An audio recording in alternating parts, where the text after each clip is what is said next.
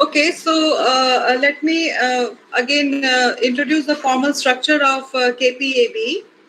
So here, as I've mentioned in the steps for AB, the common steps for AB.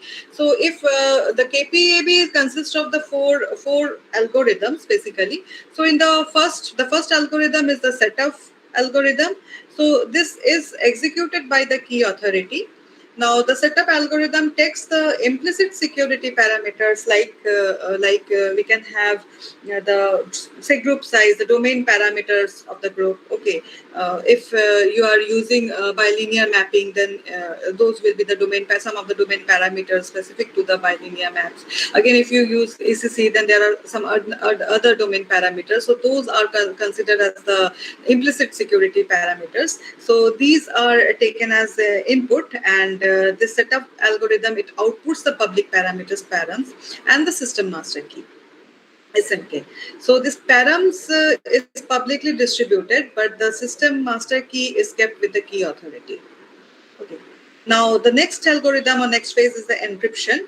So this algorithm is executed by the data sender, and it takes the message that is to be encrypted, the public parameters and the attribute set, and then it produces the ciphertext under the attribute set.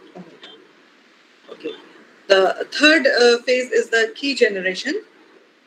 This particular algorithm is executed by the key authority. So the key authority also computes the secret key corresponding to the access structure gamma, and it takes the access structure gamma, the system master key that was generated in the setup phase, and the public parameters as input, and it computes. Finally, it produces the secret key D.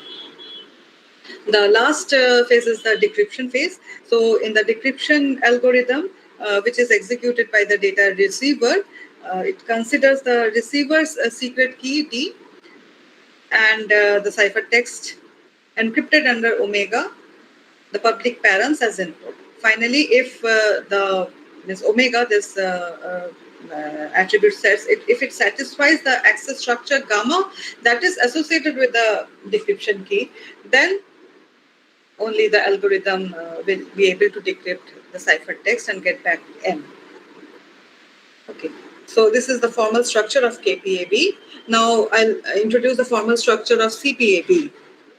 It is also very much similar. It also has four algorithms or phases. The first phase is the setup phase, which takes the implicit security parameters and outputs the public parameters and the system master key. So this setup phase also defines the universal set of attributes U for the system, if it has any. And in the next phase, encryption algorithm takes the public parameters, the message, and the access structure gamma that is defined over the universal set U as input. Then it encrypts the message under gamma and outputs the ciphertext. Such that means only those users whose attributes satisfy gamma will be able to decrypt the message. The third phase is the key generation. So this algorithm outputs the secret key by considering the system master key and the attribute set omega, which is described in the. And the fourth phase is the decryption phase, which takes the public parameters, the ciphertext which is associated with the access structure, and the secret key that is embedded in the user's attribute sets as input. And finally, if omega satisfies the access structure gamma, then this algorithm will be successful in decrypting the ciphertext and producing M. So now here I'll introduce one such application. Okay, am I audible? I'm connected. Yes, ma'am. Okay, fine. So here, particularly for the smart city application, I've considered one healthcare application because the healthcare sector is very much important, not only for smart cities, for any place, anywhere where people used to live. So this particular application of ABE is in terms of the healthcare system, and it also considers the IoT and cloud environment. Okay. We have so many types of healthcare services that are offered in terms of IoT in smart cities, and many of them are like one of them is children healthcare information, one service. Another service is semantic medical access. Okay, we have indirect emergency healthcare service also. And again, there is another important service, that is ambient assistant living system, which is very much dependent on IoT based healthcare system. So this ambient assistant living system's primary objective is to enhance the independence of the elderly and needy people in their living space. So here, the ambient assistant living system improves the healthcare resource utilization rather, and it also provides a healthier environment for the patient because it reduces the outlet to visit the doctor, which is very much required in today's world. Okay, nowadays we cannot visit the doctor even if we have some serious issues other than COVID. So it is very much important that how. Just a minute. Just wait. Give me a moment.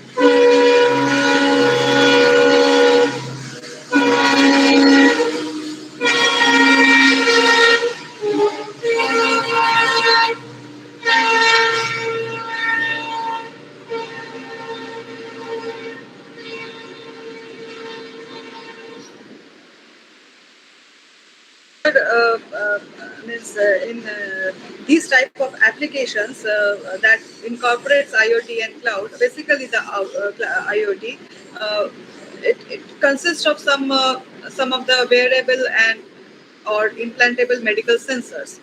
Okay, the actuators, ambient sensors, some local processing unit, wireless networks, ubiquitous devices, and obviously the underlying application software. But the practical implementation of this service must consider the data security aspect, because the failure of this security in this type of applications, especially the healthcare service, uh, may cause the failure of one's life also. Okay. So haptic, have you heard the technique haptic communication? Nowadays, very means a lot of researches has been going on in haptic communication. So if haptic communication becomes successful, then the doctors can do the operations where the patients can be in their home itself. So this is where a lot of focus is being given from our means our country's government and research associations. So healthcare sector is where the security is very much to be considered. Okay, the security of medical data, the privacy of the patient. We talk about the confidentiality, we talk about integrity. Okay, we also talk about availability in terms of information security, but very less importance is given to the privacy part, which is also means in other countries other than India, the privacy is very much given importance. But nowadays, India is also focusing on the privacy part. So, if we are considering the medical data in medical this healthcare applications where we will be dealing with the medical data. So, privacy has to be considered here, because the patient, if I am a patient, I do not want means any of you to know what is my blood pressure, what is my blood sugar level, what is my heart rate. Obviously, that is the privacy. It has nothing to do with the confidentiality, nothing to do with integrity or availability. It is my choice. Okay, so this has to be maintained in the healthcare applications for future smart cities. So when this data they are collected from the sensors, which requires again transmission, okay, towards the doctor or the healthcare specialist. So secure storage over the semi-trusted clouds. Clouds are mostly semi-trusted, so they along with the patient's anonymity, that thing is to be preserved here. Okay, and we know that the IoT is having some constraints like the processor speed, memory, the energy consumption. So the existing security mechanisms like the RSA or the traditional ones, okay, they may not be sufficient in this scenario, because they are comprised of very high computation overhead. Okay, So here instead, in IoT environment, we require the lightweight security mechanisms.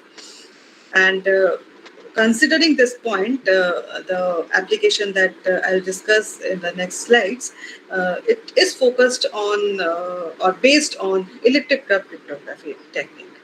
Okay, which is very much lightweight mechanism. Okay, it has very less computation overhead. Again, if you consider the public key infrastructures, if you consider, forget about RS, if you consider IDE also, identity-based encryption, then also most of the IDE-based schemes are based on bilinear mappings. Bilinear pairing, it also includes means much computation, whereas ECC is very much lightweight. Means the security strength that RSA provides with 1024 bits, the same security strength is being provided by ECC with only 256 bits. Okay, so now you can very well understand that how lightweight ECC is. Am I connected?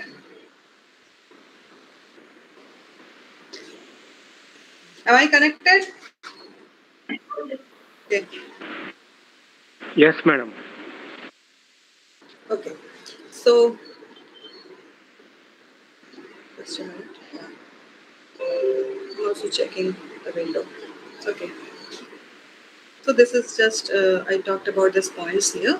And this particular application is also KPAB type. The ECC is the base of this application, and here we have used KPAB scheme. So this is the architecture. So what happens here, we are having three entities in this application. In the left side, you can see a WBAN, wireless BAN, okay, so which consists of the body area network, okay, along with the data forwarder. The data forwarder could be a mobile phone also. So the body area network consists of various body sensors that are used for vital sign measurements, okay, like the BP, the heartbeat, any other medical vital signs that are considered for medical applications, along with the ambient sensors. Some of the ambient sensors like the room temperature or other ambient factors to be considered here. Okay, so those sensors are considered in the body area network. And the sensors data, whichever data that these sensors are collecting, they are encrypted using the public parameters of the system. Okay, under the KPAB scheme. So these public parameters comes under the KPAB scheme. So using those public parameters, these data captured by the sensors are encrypted, and then they are transmitted towards the data forwarder, which is your mobile phone. So these public parameters generated by the key authority, okay, this middleware, here we are having the key authority on the medical cloud. So generate these means parameters which are generated by the key authority, they are used in the encryption and the decryption phase of this particular application. The data forwarders function is to forward the encrypted data towards the medical cloud for storage. And the the receivers, they could be either doctors, nurses, or any of the healthcare professionals. Now it also depends upon means whether the application is having the emergency feature or just a routine type of services or not. So these data receivers who wish to download or access the data from the medical cloud, they have to download the data and make a request for the secret key with the key authority. Now, after the successful authentication with the key authority, the data receiver can decrypt the downloaded data using the secret key provided by the key authority. Okay, so this is how this application works. And then only few further steps can be taken. When they can decrypt the data, then only depending upon the what is the content of the data, then the healthcare professionals will act accordingly. So the system functionality here, means we are having the three entities. So what are the roles of these entities that are to be explained now? So the first entity is the key attribute or key authority, which is considered here as fully trusted entity of the system, not semi-trusted. Okay. And its main functionality includes defining the access structure, for the system or for the data receivers.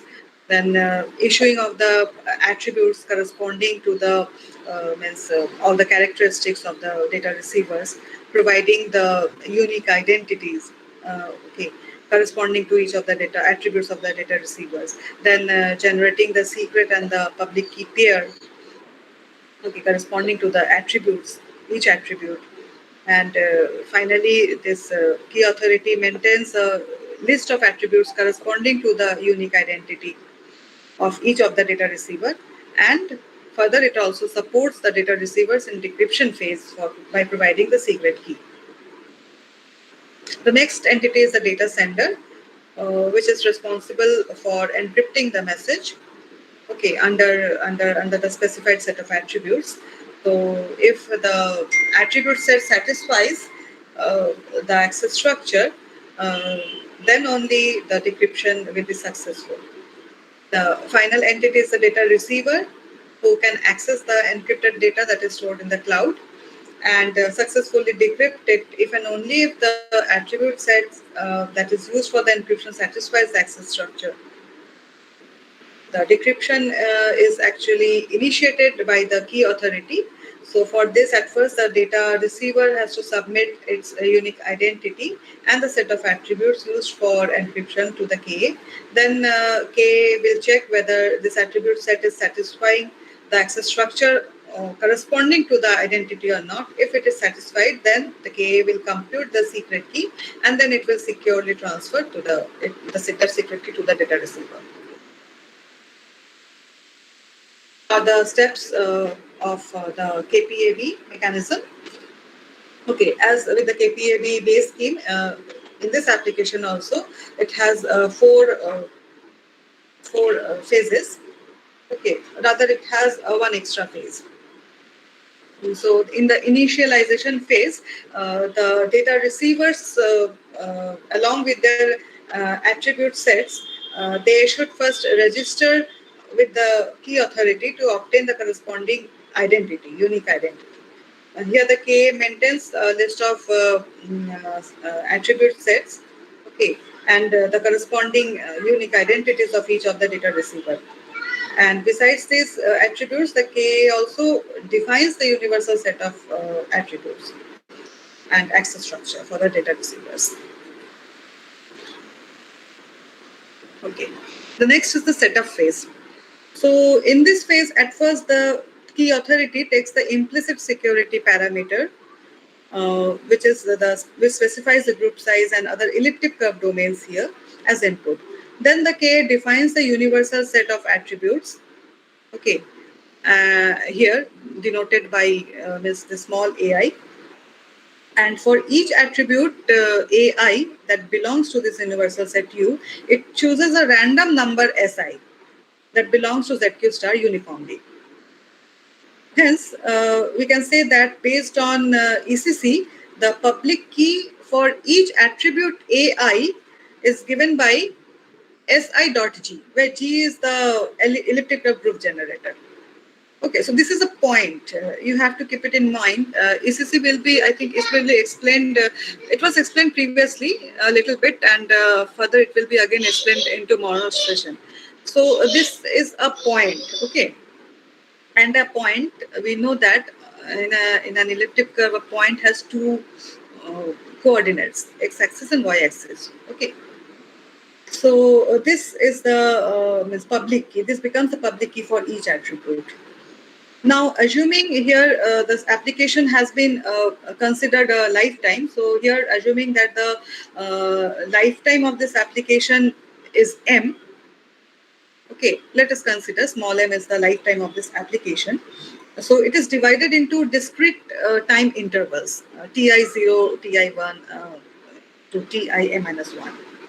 So based on this, the key authority chooses Tj that belongs to ZQ star for each time interval Tij. Okay. So this is used for key generation, and it is also used for key refreshment purpose also. Then a function h says that it has 0, 1 star. It maps to ZQ star is chosen for mapping the unique identity to a unique element of the finite field of integers. We know that ZQ star is the finite field of integers. Okay. And finally, KA chooses the master secret key, which is S. Okay, S uniformly, again at random from ZQ star. So consequently, the master public key is again calculated by using this S dot G. Okay, this S is uniformly chosen. This is a elliptic group generator. So the master public key is computed by this operation. Now the system master key, it is formed by considering Si, Tj, and S. These three factors. And the public parameters of the system params are given by MPK. Okay, the master public key, Pi, and the function H. This becomes the public parameters. So this has to be done in the setup phase. Next is the encryption phase. So in the encryption phase, the session keys are encrypted here instead of the direct encryption of the message. Okay, since AB actually is a computationally complex when compared with the symmetric key cryptography. So here in this application, the message is not directly encrypted under ABE. Rather, the session keys, that is the encryption, decryption, and the integrity keys are encrypted here by using ABE. Okay. So these session keys are derived by incorporating elliptic cryptography. The session keys are encrypted under the attribute set omega. So thereafter, this message M is then encrypted using the session keys. So for this, the data sender randomly chooses R belongs to ZQ star to compute K prime such that K prime is equal to R dot MPK. So MPK is in the public parameters. It is known to the data sender also. So R dot MPK it is computed. So this is again nothing but a point. Okay, this K prime is a point that has an X coordinate and an Y coordinate. So here out of this point Kx and Ky, so this case Kx is considered as the encryption key and Ky is considered as the integrity key for the message.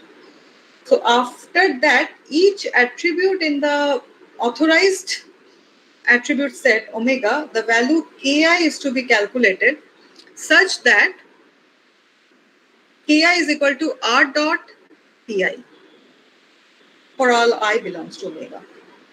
Thus, the encrypted message here, that is CP, and the message authentication code MAC, they are calculated by giving these two equations. So CP is it is encrypted by using KX, and the message authentication code is used by using SHA-1. Okay, so this is called the integrity key. I think in the last session you were aware of the message authentication codes and this hash functions. Now, what happens? The ciphertext out of this is created by the data sender, which is denoted by CT, and this is all that it includes. It has omega, it has a CP, it has MAC, and it has KI, where I belongs to set of attributes, authorized set of attributes. So this is the ciphertext that is being created here, and it is to be transmitted to the medical cloud for storage purpose.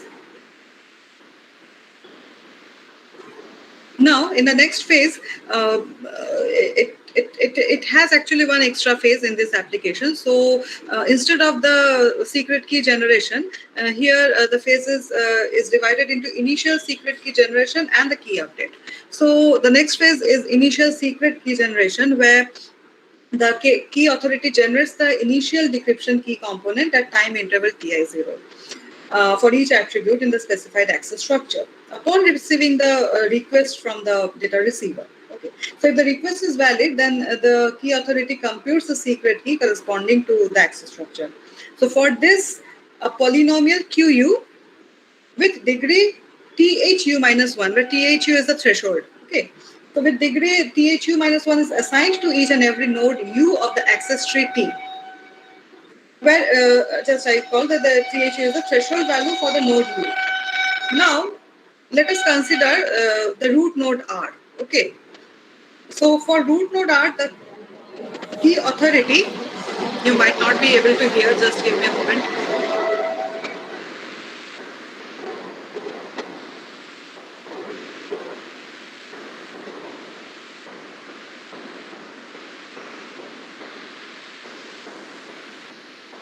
Okay.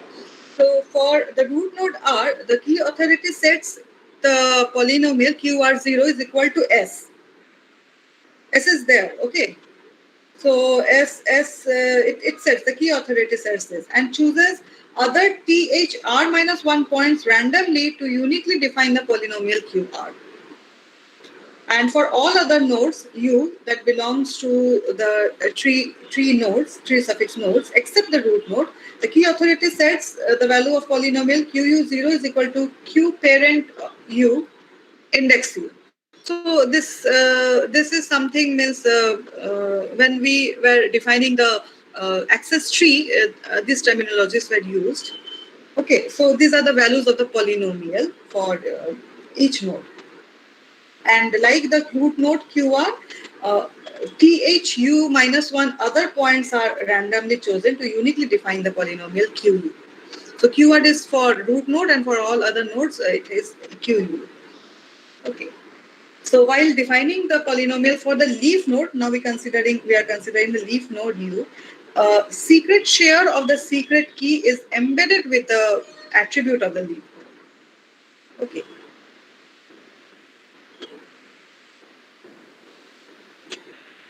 So if big omega represents the set of leaf nodes, then the initial secret key for each U that belongs to omega time interval Ti0 is given by dTi0. Okay, which is nothing but di dot t0, where di is equal to qu0 by si dot h of uid. So it has some relevance to the this function is available to si is also available, and this is the polynomial that has been assigned. So here you can say that means I is the attribute for the node u. Okay. And SI and T0 are the random numbers that are chosen from ZQ star in the setup phase. And this one is SI inverse, that is the ECC based multiplicative inverse of SI over ZQ star. So these are all are available for secret key generation. The next phase is the key update. That was the initial secret key generation. Here, when the time interval progresses from Tij minus 1 to Tij, the Ka, it updates the key component using the term Tj that was obtained from the setup phase. And here now the key authority calculates the updated version of the secret key at time interval Tij, which is given by dTij is equal to di dot tj. Okay. So finally, in the decryption phase, at first the receivers they submit these three things, the identity omega ki, these are available to with the DRs to the key authority for obtaining the secret key. Upon receiving the request from the DRs, the receivers, the key authority verifies its identity, whether it is present in the list or not. And if it is present, then the key authority retrieves the UIDs corresponding to the users. Then next it computes the secret key XI at the jth time interval that facilitates the receiver to decrypt the message M. Okay. So under omega, obviously, if T of omega is equal to 1. And decryption is done recursively here by the data receiver for each of the node of this tree T. So which is being used by, it is used by this recursive function, whether it is a leaf node or a non-leaf node or a root node. Now here the Lagrange interpolation method has been used for the decryption.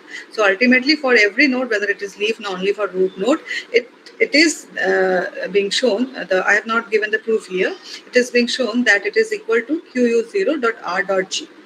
So this is nothing but QU0 is actually set to the value of S by the key authority. So it is S dot R dot G. So again, S.G is MPK that we have, and R is the random number, which is again we get Kx prime and Ky prime, 2 points. So Kx prime is used as the decryption key and Ky prime is used for the integrity key. So decryption is done here by using this Kx prime, and we have this ciphertext CP. So if we will be getting back some message. I'm not calling it actually M. So it is now to be checked whether M and M prime are equal or not. That is the purpose of integrity key. So here M prime is derived by incorporating the decryption function, and again the hash function is implemented over M prime with the integrity key. So if we will be getting MAC M, so if this is equal to MAC M, then we can say that M and M prime are same and M has not been tampered. So thus in this application, this particular technique what we have shown here, it provides confidentiality, integrity and authenticity also. So which are actually the primary requirements for the healthcare application in smart cities. Okay. So particularly this scheme has some salient features. So it supports direct user or attribute revocation without affecting other users' private keys. Okay. So here it can be shown that in order to revoke the attribute of the user, the key authority can simply delete the attribute from the list corresponding to the unique identities of the user. And again, if any attribute of the system is to be revoked, the key authority can delete the corresponding attributes from the attributes public key.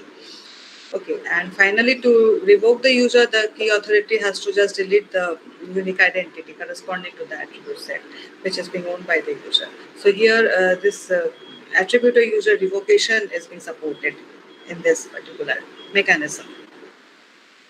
So with this, I would like to end my talk over attribute-based encryption and its application. So if you have any query related to this, you can ask me.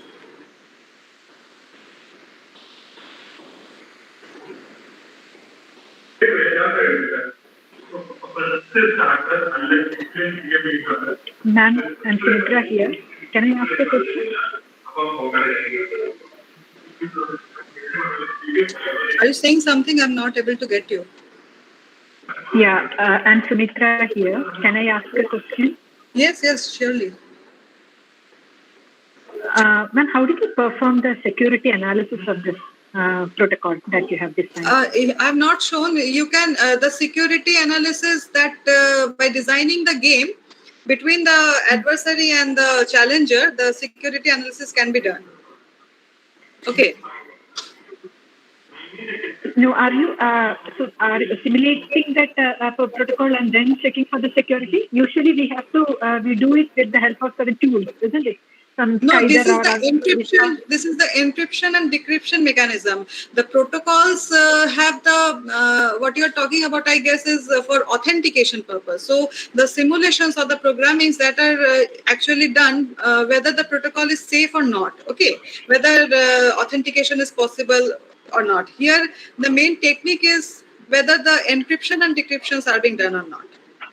Okay, so whether it is having any type of attack, that depends on the means. At first, you have to perform the analysis by game designing the game model only, and those game model various forms of game models are available. The selective set is there.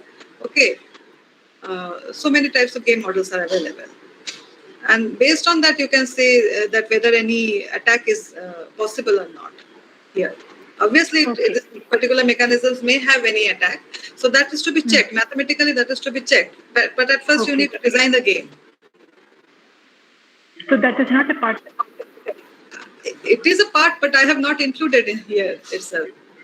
Okay. It is a part. It is a part. Obviously, any design or any technique that we are designing, it is incomplete if we do not provide what is the security strength over here for that technique. Okay. whether the attacks are possible or not. That is to be checked, definitely. There are some other forms, so the ban logic is also there. By using the ban logics, we can also check whether it is the secret key is compromised or not. Okay. And another thing is, how do you check for the computation complexity of this mechanism that you have derived? Because it is in an by considering the time of the operations. Okay. Compute overheads, the performance analysis is also done mathematically. There are some standards that what is the time required for a particular SSC operation. So depending on that, what is the time? We have the time for one such operation. So what are the operations that my mechanism or your mechanism is incorporating? You can calculate the computation time for that. Okay.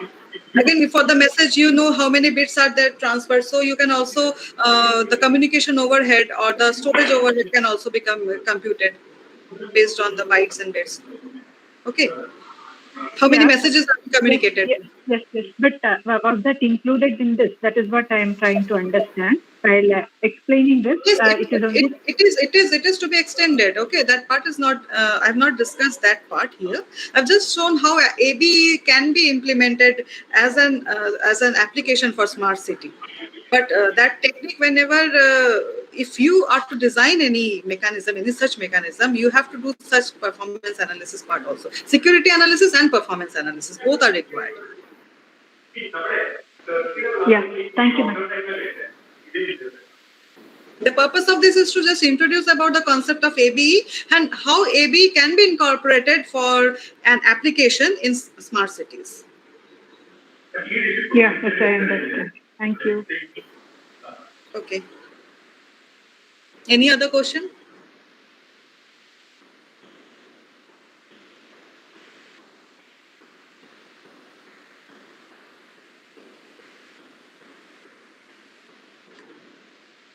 Okay, so I think we should end our day 3 program here.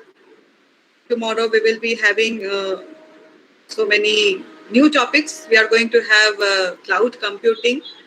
Okay, yeah, tomorrow's topic, well, I think it's in the last session. We are also going to have an expert from abroad university from Malaysia.